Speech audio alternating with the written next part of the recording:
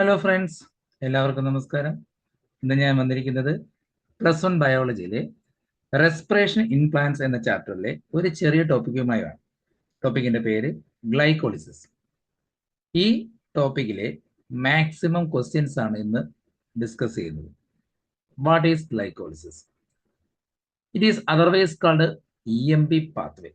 Why it is called EMP pathway? Because this glycolysis is discovered by Gustav Emden, Otto Meyerhof, and J. Parnas. That is why glycolysis is otherwise called EMP pathway. M10, M10ന്റെ ഇയും മേർഹോഫിന്റെ എമ്മും പർനാസിന്റെ പിയും ഇത് ചേർത്തിട്ടാണ് ഗ്ലൈക്കോളിസിസിനെ EMP pathway എന്ന് അറിയപ്പെടുന്നത്. Glycolysis എന്താണെന്ന് പറയുന്നതിന് മുമ്പായിട്ട് ആദ്യം എന്താണ് റെസ്പിറേഷൻ എന്ന് നോക്കാം. റെസ്പിറേഷൻ എന്ന് പറയുന്നത് കോംപ്ലക്സ് ആയിട്ടുള്ള മോളിക്യൂൾസിലേക്ക് ഓക്സിഡേഷൻ നടന്ന് ഓക്സിജനുമായി കമ്പൈൻ ചെയ്ത് അതിലുള്ള കാർബൺ കാർബൺ ബോണ്ടുകൾ ബ്രേക്ക് ചെയ്ത് എനർജി റിലീസ് ചെയ്യുന്ന പ്രോസസ്സിനെ വിളിക്കുന്ന പേരാണ് റെസ്പിറേഷൻ എന്ന് പറയുന്നത്. Break down of CC bond of complex molecules by oxidation and releasing considerable amount of energy, that is called respiration. The compound which is oxidized are collectively called respiratory substrate. ഏത് compound ആണോ oxidation വിധേയമാവുന്നത് ആ കോമ്പൗണ്ടുകളെ respiratory സബ്സ്ട്രേറ്റുകൾ എന്ന് പറയുന്നു. Common ആയിട്ടുള്ള respiratory substrate ആണ് glucose എന്ന് പറയുന്നത്. Respiration പ്രധാനമായും രണ്ട് തരത്തിലാണുള്ളത്: aerobic respiration and anaerobic respiration. We know that aerobic respiration. What is aerobic respiration? That is a complete oxidation of organic materials into carbon dioxide and water in the presence of oxygen. ഓക്സിജന്റെ പ്രസൻസിൽ ഒരു respiratory substrate complete oxidation നടന്ന് carbon ഡയോക്സൈഡും വാട്ടറും ആവശ്യത്തിന് എനർജിയും release ചെയ്യുന്ന പ്രോസസ്സാണ് aerobic respiration. അപ്പൊ എന്തായിരിക്കും അനേറോബിക് റെസ്പിറേഷൻ? ഓക്സിജന്റെ ആബ്സെൻസിൽ നടക്കുന്ന ഇൻകംപ്ലീറ്റ് ഓക്സിഡേഷനെ വിളിക്കുന്ന പേരാണ് അനേറോബിക് റെസ്പിറേഷൻ. ഈ എയറോബിക് റെസ്പിറേഷൻ ആയാലും അനേറോബിക് റെസ്പിറേഷൻ ആയാലും അതിന്റെ ആദ്യ സ്റ്റെപ്പാണ് ഗ്ലൈക്കോളിസിസ്. അപ്പൊ പ്രീവിയസ് ക്വസ്റ്റ്യൻ തന്നെ ഉണ്ട്. ആദ്യത്തെ ക്വസ്റ്റ്യൻ നോക്കൂ: identify the pathway common in both aerobic and anaerobic respiration.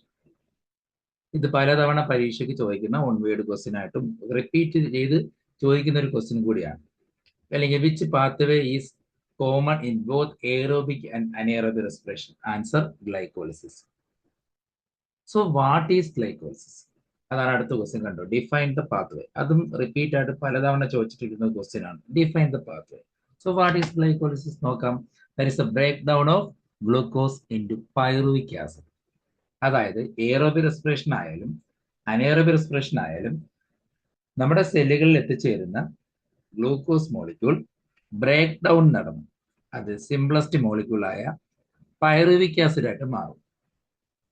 അതായത് ഗ്ലൂക്കോസുകൾ ബ്രേക്ക് ഡൗൺ നടന്ന് അല്ലെങ്കിൽ ബ്രേക്ക് ഡൗൺ ചെയ്ത് പൈറുവിക് ആസിഡ് ആയിട്ട് മാറുന്ന പ്രോസസ്സിനെ വിളിക്കുന്ന പേരാണ് ഗ്ലൈക്കോളിസിസ്. അതിന്റെ വാക്കിനർത്ഥം തന്നെ ഗ്ലൂക്കോസ് സ്പ്ലിറ്റിംഗ് എന്നാണ്. Glycos means glucose, lysis means splitting. അപ്പോൾ ഗ്ലൂക്കോസ് സ്പ്ലിറ്റ് ചെയ്യുന്നത് കൊണ്ടാണ് അതിനിങ്ങനെ ഒരു പേര് തന്നെ വന്നത്, ഗ്ലൈക്കോളിസിസ്. അടുത്ത ക്വസ്റ്റ്യൻ കണ്ടോ, who discovered this pathway? Already പറഞ്ഞു കഴിഞ്ഞു, M10, മേർഹോഫ് ആൻഡ് പർനാസ്. അടുത്തൊരു പ്രീവിയസ് ക്വസ്റ്റ്യൻ ആണ്, where does this pathway occur in cell? അതായത് നമ്മുടെ സെല്ലുകളിൽ ഈ പാത്വേ നടക്കുന്ന എവിടെയാണ്? ഓർക്കുക, എയറോബിക്കിന്റെയും അനേറോബിക് റെസ്പിറേഷന്റെയും പ്രധാന പാത്വേ തന്നെ അല്ലെങ്കിൽ കോമൺ പാത്വേ ആയതുകൊണ്ട് തന്നെ സെല്ലിന്റെ സൈറ്റോപ്ലാസത്തിൽ വെച്ചിട്ടായിരിക്കും ഈ ഒരു പ്രോസസ് നടക്കുന്നത്. അപ്പൊ നടക്കുന്നത് എവിടെയാണെന്ന് ചോദിച്ചാൽ സൈറ്റോപ്ലാസം. പ്രീവിയസ് ക്വസ്റ്റ്യൻ ആണ്, പലതവണ റിപ്പീറ്റ് ചെയ്ത് ചോദിച്ചിട്ടുള്ള ക്വസ്റ്റ്യൻ ആണ്. ഗ്ലൈക്കോളിസിസ് പാത്വേ നടക്കുന്നത് എവിടെ? സെല്ലിന്റെ സൈറ്റോപ്ലാസത്തിൽ വെച്ചിട്ട്. Then glycolysis otherwise called partial oxidation. അല്ലെങ്കിൽ why it is called as partial oxidation? ചോദിച്ച വർഷം കൊടുത്തിട്ടുണ്ട് 2019 ഇംപ്രൂവ്മെന്റ് എക്സാം വെച്ചിട്ടൊരു ക്വസ്റ്റ്യൻ ആണ്. ഇംപ്രൂവ്മെന്റ് മാത്രമല്ല പിന്നീടുള്ള വർഷങ്ങളിലൊക്കെ ചോദിച്ചിട്ടുള്ള ഒരു ക്വസ്റ്റ്യൻ ആണ്. Why glycolysis called as partial oxidation? നമ്മൾ ഓൾറെഡി പറഞ്ഞു കഴിഞ്ഞു, എയറോബിക്കിലും അനേറോബിക് റെസ്പിറേഷൻ നടക്കുന്നുണ്ട്, ഇതിന് ഓക്സിജന്റെ ആവശ്യമില്ല. അപ്പോൾ ഇൻകംപ്ലീറ്റ് ബ്രേക്ക് ഡൗൺ നടന്നിട്ടാണ് ഗ്ലൂക്കോസ് എന്തായിട്ട് മാറുന്നത്? Pyruvic acid, 2 molecule pyruvic acid ആയിട്ട് മാറുന്നു. അതുകൊണ്ടാണ് ഇതിനെ പാർഷ്യൽ ഓക്സിഡേഷൻ എന്ന് പറയുന്നത്. Partial break down of glucose into pyruvic acid without oxygen. Answer കണ്ടല്ലോ. അതായത് ഓക്സിജൻ ഇല്ലാതെ ഗ്ലൂക്കോസ് പാർഷ്യലി ബ്രേക്ക് ഡൗൺ നടന്നിട്ട് പൈറുവിക് ആസിഡ് ആയിട്ട് മാറും. That is called partial oxidation. Next question. In this pathway, ATP is utilized at 2 steps only. Write down the steps.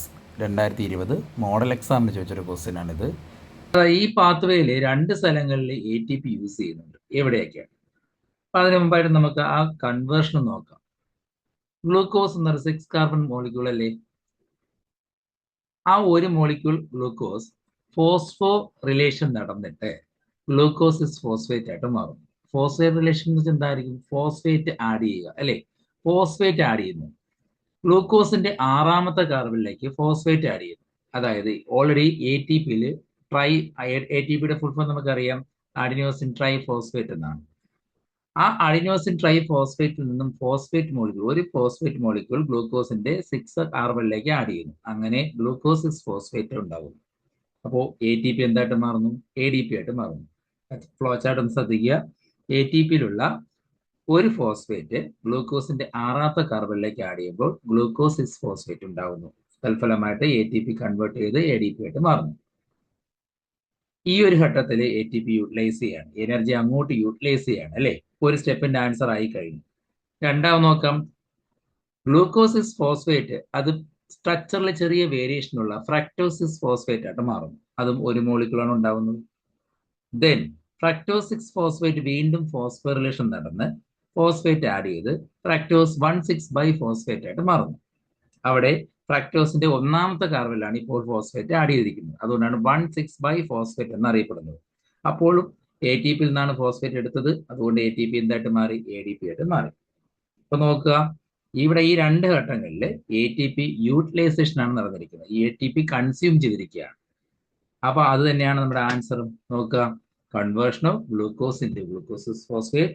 Then അടുത്ത answer conversion of fructose 6 phosphate into fructose 1,6 bi phosphate. ഈ 2 ഘട്ടത്തിലാണ് ATP utilise ചെയ്തിരിക്കുന്നത്.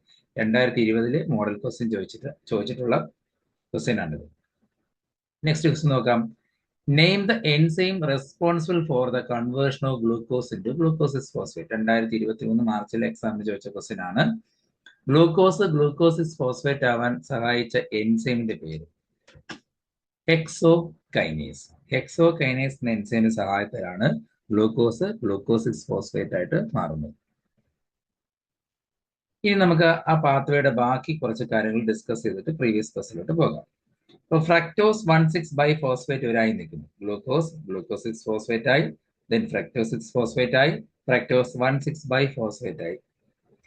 ഇതെല്ലാം ഒരു മോളിക്യൂളാണ്. Fructose 1,6 bi phosphate എന്ന ഒരു molecule, 6 carbon molecule മറ്റൊരു എൻസൈമിന്റെ സഹായത്താൽ അത് ഡിവൈഡ് ചെയ്ത് ബ്രേക്ക് ഡൗൺ നടന്ന് 3 കാർബണുള്ള ഫോസ്ഫേറ്റുകളായിട്ട് മാറും. അത് 2 മോളിക്യൂളാണ് ഫോം ചെയ്യുന്നത്. ഒരു മോളിക്യൂളിന്റെ പേര് dihydroxy acetone phosphate. Dihydroxy acetone phosphate എന്നും DHAP എന്നും. രണ്ടാമത്തെ ഫോസ്ഫേറ്റിന്റെ പേരാണ് glyceraldehyde 3 phosphate. Glyceraldehyde 3 phosphate, G3P എന്നും അറിയപ്പെടും. ട്രയോസ് ഫോസ്ഫേറ്റുകൾ എന്ന് എന്തുകൊണ്ട് അറിയപ്പെടുന്നു? കാരണം ഇതിൽ 3 കാർബണുള്ള കോമ്പൗണ്ടുകളാണ് അതിനകത്ത് ഫോസ്ഫേറ്റ് അടങ്ങിയിരിക്കുന്നത്. അതുകൊണ്ടാണ് ട്രയോസ് ഫോസ്ഫേറ്റ് എന്നീ 2 മോളിക്യൂളിനെ അറിയപ്പെടുന്നത്. ഒരു മോളിക്യൂളിന്റെ പേര് ഡൈഹൈഡ്രോക്സി അസറ്റോൺ ഫോസ്ഫേറ്റ് എന്നും മറ്റൊരു മോളിക്യൂളിന്റെ പേര് ഗ്ലിസറാൾഡിഹൈഡ് 3 ഫോസ്ഫേറ്റ് എന്നും. ഈ 2 കോമ്പൗണ്ടുകളുടെ പ്രത്യേകത, രണ്ടിനും ഇന്റർ കൺവേർഷൻ ചെയ്യാൻ കഴിയുന്ന കോമ്പൗണ്ടുകളാണ്. വേണമെങ്കിൽ ഡൈഹൈഡ്രോക്സി അസറ്റോൺ ഫോസ്ഫേറ്റിനെ G3P ആയിട്ടും G3Pക്ക് DHAP ആയിട്ടും കൺവേർട്ട് ചെയ്യാനുള്ള കഴിവുണ്ട്. അപ്പം അതിന്റെ അർത്ഥം തന്നെ ഈ 2 മോളിക്യൂളും സെയിം ആണ്, അല്ലെങ്കിൽ ഈ 2 മോളിക്യൂളിന്റെ റിയാക്ഷൻസ് പിന്നീടുള്ളതെല്ലാം സെയിം ആണെന്നാണ് കാണിക്കുന്നത് അല്ലേ? അപ്പൊ നമുക്ക് തൽക്കാലം ഒരു മോളിക്യൂളിന്റെ കൺവേർഷൻ നോക്കാം. ഗ്ലിസറാൾഡിഹൈഡ് 3 ഫോസ്ഫേറ്റ് പാർഷ്യൽ ഓക്സിഡേഷൻ നടന്നു. ഓക്സിജന്റെ സഹായമില്ലാതെ ഹൈഡ്രജൻ റിമൂവ് ചെയ്യുമ്പോൾ അത് 1,3 ബൈ ഫോസ്ഫോ ഗ്ലിസറിക് ആസിഡ് ആയിട്ട് മാറുന്നു. മറ്റൊരു ട്രയോസ് ഫോസ്ഫേറ്റ് ആയിട്ട് മാറുന്നു. അതിൽ 3 കാർബണാണ് ഉള്ളത്. അവിടെ പാർഷ്യൽ ഓക്സിഡേഷൻ നടന്നുകൊണ്ട് തന്നെ അവിടെ നിന്ന് റിലീസ് ചെയ്ത ഹൈഡ്രജൻ അയോണുകൾ NAD എന്ന മറ്റൊരു കോമ്പൗണ്ട് സ്വീകരിക്കുകയും അത് NADH+H+ ആയിട്ട് മാറുകയും ചെയ്യുന്നു. ഒരു NADH എന്ന് പറയുന്നത് 3 ATPക്ക് ഈക്വൽ ആണ്. നമ്മൾ പഠിച്ചിട്ടുള്ളതാണ് NADH എന്ന് പറയുന്നത് 3 ATPക്ക് ഈക്വൽ ആയിട്ടുള്ള മോളിക്യൂളാണ്. അപ്പോൾ ഗ്ലിസറാൾഡിഹൈഡ് 3-ഫോസ്ഫേറ്റ് കൺവേർട്ട് ചെയ്ത് 1,3-ബൈഫോസ്ഫോഗ്ലിസറിക് ആസിഡ് മാറുന്നു. അതിൽ 3 കാർബണാണുള്ളത്. ദെൻ അതിൽ നിന്നും ഒന്നാമത്തെ കാർബണിലുള്ള ഫോസ്ഫേറ്റിനെ അങ്ങ് റിലീസ് ചെയ്യും. അതായത് 1,3-ബൈഫോസ്ഫോഗ്ലിസറിക് ആസിഡിൽ ഇപ്പൊ 2 ഫോസ്ഫേറ്റ് ഇരിപ്പുണ്ട്. ഒന്നാമത്തെ മൂന്നാമത്തെ കാർബണിൽ ഫോസ്ഫേറ്റ് ഇരിപ്പുണ്ട്. അതിലാമത്തെ കാർബണിലുള്ള ഫോസ്ഫേറ്റിനെ റിലീസ് ചെയ്യുമ്പോൾ ആ ഫോസ്ഫേറ്റിനെ ADP സ്വീകരിക്കുകയും ADP കൺവേർട്ട് ചെയ്ത് ATP ആവുകയും ചെയ്യുന്നു. ഇവിടെയാണ് ഫോസ്ഫേറ്റ് ഡയറക്റ്റ് ആഡ് ചെയ്ത് ADP ATP ആയിട്ട് മാറുന്നത്. ഈ പ്രോസസ്സിനെ സബ്സ്ട്രേറ്റ് ലെവൽ ഫോസ്ഫോറിലേഷൻ എന്നാണ് പറയുന്നത്. ഡയറക്റ്റ് ATP ഉണ്ടാകുന്ന പ്രോസസ്സാണ്. അതിന്റെ ഫലമായിട്ട് ഉണ്ടാകുന്ന കോമ്പൗണ്ട് നോക്കി 3-ഫോസ്ഫോഗ്ലിസറിക് ആസിഡ്. അതായത് 1,3-ബൈഫോസ്ഫോഗ്ലിസറിക് ആസിഡിലെ ഒന്നാമത്തെ കാർബണിലെ ഫോസ്ഫേറ്റ് റിലീസ് ചെയ്യുമ്പോൾ പിന്നെ ഉണ്ടാകുന്ന കോമ്പൗണ്ട് 3-ഫോസ്ഫോഗ്ലിസറിക് ആസിഡ് ആണ്.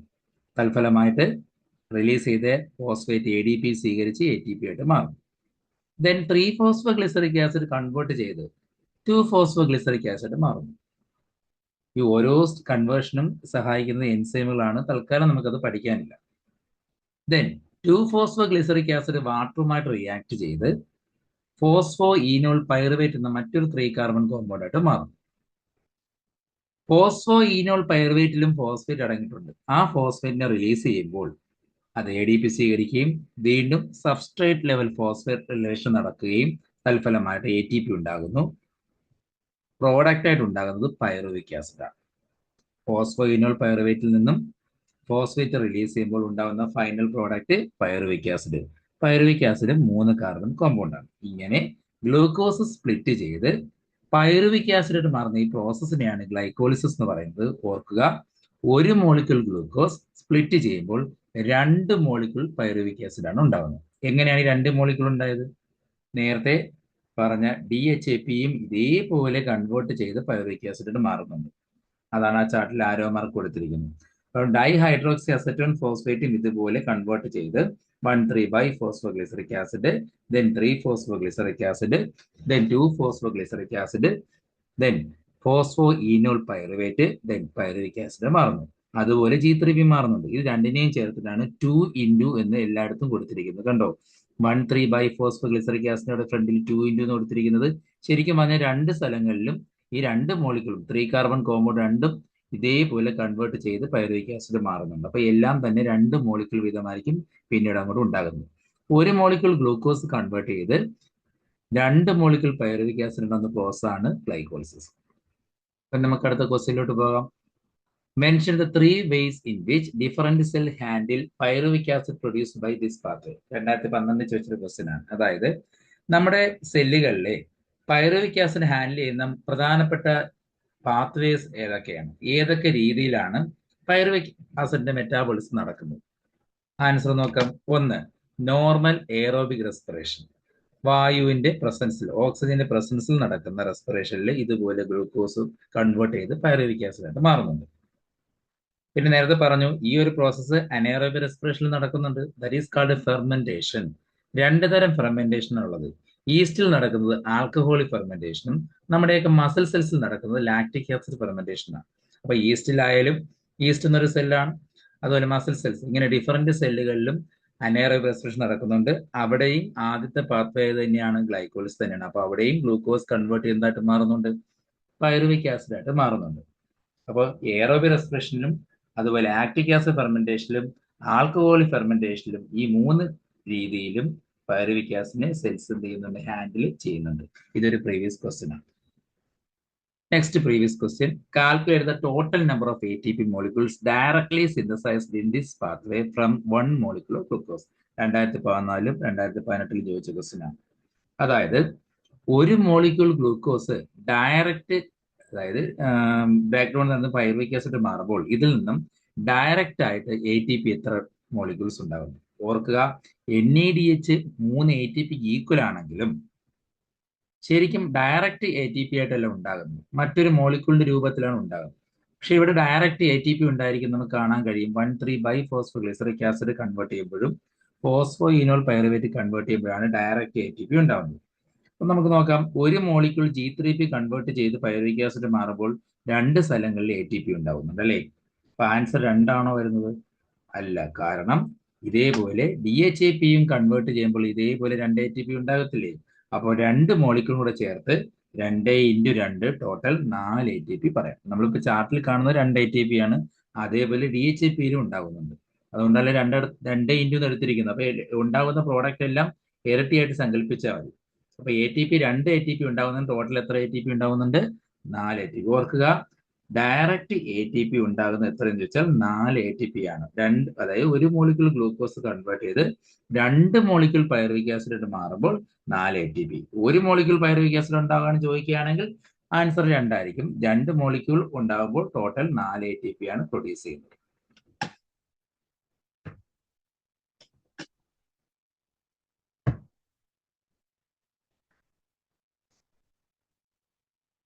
നെക്സ്റ്റ് ക്വസ്റ്റ്യൻ നോക്കാം. Write the name of end product of this process. അതായത് ഈ പ്രോസസ്സിലെ എൻഡ് പ്രോഡക്റ്റ് എന്തൊക്കെയാണ്?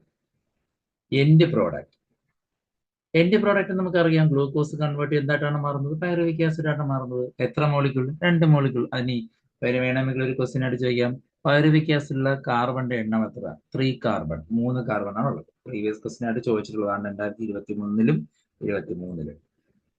പിന്നീട് ചോദിക്കാൻ ചാൻസ് ഉള്ള കുറച്ച് ക്വസ്റ്റ്യൻ, സ്ഥിരം ചോദിക്കുന്ന ക്വസ്റ്റ്യൻ ആണ് കൊടുത്തിരിക്കുന്നത്. ഓൾറെഡി ഇതിന്റെയൊക്കെ ആൻസർ നമുക്കറിയാം. ഒരു ക്വസ്റ്റ്യൻ നോക്കാം. Identify the step where substrate level phosphorylation occurs in this pathway. അതായത് ഓൾറെഡി പറഞ്ഞു കഴിഞ്ഞു എന്താണ് സബ്സ്ട്രേറ്റ് ലെവൽ ഫോസ്ഫോറിലേഷൻ എന്നത്. ഡയറക്റ്റ് ATP ഫോം ചെയ്യുന്ന സ്റ്റെപ്പ് ഏതൊക്കെയെന്നാണ് ചോദിച്ചിരിക്കുന്നത്. എവിടെയാണ് ഡയറക്റ്റ് ആയിട്ട് ATP ഉണ്ടാകുന്നത്? ആ ചാർട്ട് നോക്കുമ്പോൾ അറിയാൻ പറ്റും. ഫ്ലോ ചാർട്ട് നോക്കുക. 1,3-ബൈഫോസ്ഫോഗ്ലിസറിക് ആസിഡ് 3-ഫോസ്ഫോഗ്ലിസറിക് ആസിഡ് മാറുമ്പോൾ ATP ഉണ്ടാവുന്നുണ്ട്. Phospho enol pyruvate pyruvic acid മാറുമ്പോഴും ATP ഉണ്ടാവുന്നുണ്ട്. 2 മോളിക്യൂൾ അല്ലേ? അതായത് conversion of one three biphosphoglycerate into three phosphoglycerate, then conversion of phospho enol pyruvate into pyruvic acid. ഈ രണ്ട് പ്രോസസ് നടക്കും, അല്ലെങ്കിൽ ഈ രണ്ട് കൺവേർഷൻ നടക്കുമ്പോഴാണ് ഡയറക്റ്റ് ആയിട്ട് ATP ഉണ്ടാവുന്നത്. അതായത് സബ്സ്ട്രേറ്റ് ലെവൽ ഫോസ്ഫോറിലേഷൻ നടക്കുന്നത്. പിന്നെ അടുത്ത ക്വസ്റ്റ്യൻ നോക്കുക. What is glycolysis?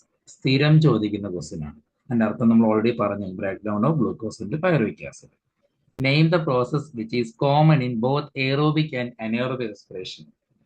ഇത് 2022 മാത്രം ചോദിച്ച ക്വസ്റ്റ്യൻ അല്ല, ഒരുപാട് തവണ ചോദിച്ചിട്ടുള്ള ക്വസ്റ്റ്യൻ ആണ്. ആൻസർ അറിയാം. എയറോബിക്കിന്റെയും അനേറോബിക്കിന്റെയും കോമൺ പാത്വേ ഏതാണ്? ഗ്ലൈക്കോളിസിസ് ആണ്, നമുക്കറിയാം. അടുത്തൊരു ക്വസ്റ്റ്യൻ നോക്കുക. The process of break down of glucose into pyruvic acid is called dash. സ്ഥിരം ചോദിക്കുന്ന ക്വസ്റ്റ്യൻ ആണ്. 2022 മോഡലിൽ ചോദിച്ചിട്ടുണ്ട്. പ്രീവിയസ് ക്വസ്റ്റ്യനിൽ പലതവണ ചോദിച്ചിട്ടുള്ള ഒരു ക്വസ്റ്റ്യൻ ആണ്. ആൻസർ ഏതാണെന്ന് നമുക്കറിയാം. ഏതാണ്? ഗ്ലൈക്കോളിസിസ്. നോട്ട് ചെയ്യേണ്ട മറ്റൊരു കാര്യം, ഇവിടെ എത്ര ടോട്ടൽ എനർജി പ്രൊഡ്യൂസ് എന്ന് ചോദിച്ചാൽ, അതായത് എത്ര എനർജി മോളിക്യൂൾസ് ഉണ്ടാകുന്നുണ്ട്. ഓൾറെഡി ATP ഉണ്ടാകുന്നുണ്ട്. ഇപ്പം ഒരു മോളിക്യൂൾ എടുക്കുകയാണെങ്കിൽ 2 ATP ഉണ്ടായി. പിന്നെ ഒരു NADH കൂടെ ഉണ്ടായിട്ടുണ്ട്. അതായത് ഒരു molecule pyruvic acid G3P pyruvic acid മാറുമ്പോൾ NADH-ഉം 2 ATP ഉണ്ടാവും. ഒരു NADH എന്ന് പറയുന്നത് 3 ATP ഈക്വൽ ആണ്. 2 ATP കൂടെ ചേരുമ്പോൾ 5 ATP ഉണ്ടായി. ഇതുപോലെ 2 മോളിക്യൂൾ ആകുമ്പോൾ എത്രയാവും? 10 ATP.